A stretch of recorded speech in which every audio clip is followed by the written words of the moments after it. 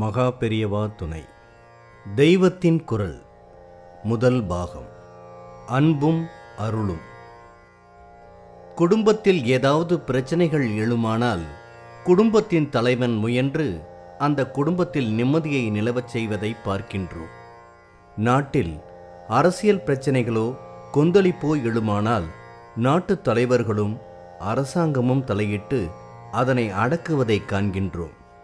யுக தர்மம் சீர்குலைந்து உலகத்துக்கே உபாதை ஏற்படின் யார் தீர்த்து வைக்க முடியும்? தெய்வத்தினால் மட்டும் அது இயலும். தெய்வம்தான் மனித வடிவமெடுத்து நாயன்மாராகி உலக துன்பங்களையும் தீர்க்க முடியும்.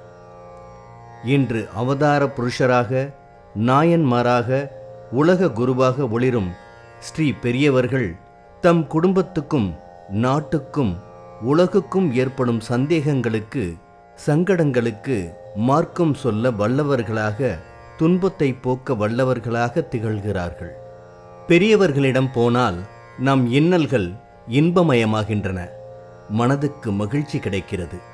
அந்த தெய்வ சன்னிதானத்திற்கு முன் நின்றால் ஒரு சாந்தி கிடைக்கிறது. குளிர் பூந்தென்றல் நம் மேனியில் படுவது போன்ற உணர்ச்சி ஏற்படுகிறது. வாழ்க்கையில் ஒரு துணிவு, தெம்பு, தன்னம்பிக்கை ஏற்படுகிறது. இவை அவர்கள் பால் முழு ஈடுபாடு கொண்டவர்கள் தினசரி உணரும் உண்மை. கடவுளிடமும் பெரியவர்களிடமும் முழு பக்தி கொண்ட கூட்டம் மட்டுமே அந்த சன்னிதானத்தின் முன்பு இத்தகைய இன்னனுபவ உணர்வையும் உரத்தையும் பெற முடியும். பெரியவர்கள் உலக மக்களிடம் மிகுந்த அன்பு கொண்டவர்கள்.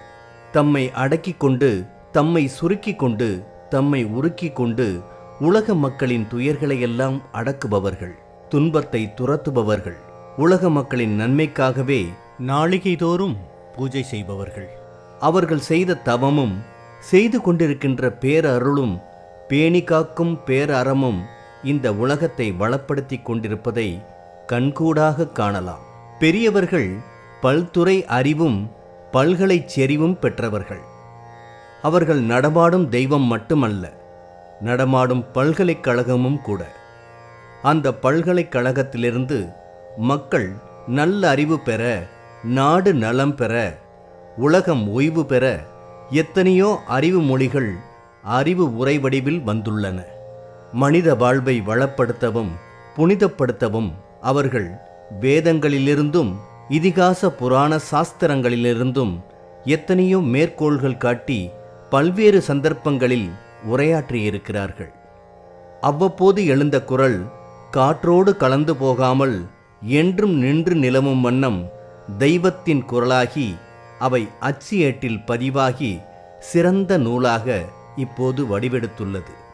சொர்ணமூர்த்தியின் எண்ண வடிவங்களே கருத்து வண்ண வடிவங்களாகியுள்ளன.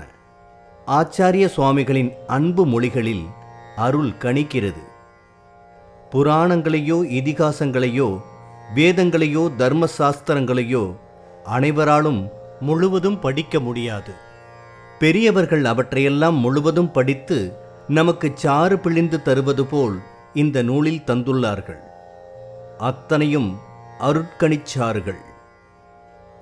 இந்து மதத்தின் பெருமையும் நமது பண்பாட்டின் அருமையையும் கடவுளின் வடிவங்களையும் வேத சாரங்களையும் வாழ்வியலின் இலக்கணங்களையும் சகல துறை சாஸ்திரங்களையும் தத்துவ உண்மைகளையும் பாமரரும் புரிந்து கொள்ளும் வகையில் ஒளிப்பதிவை கேட்கலாம், படிக்கலாம்.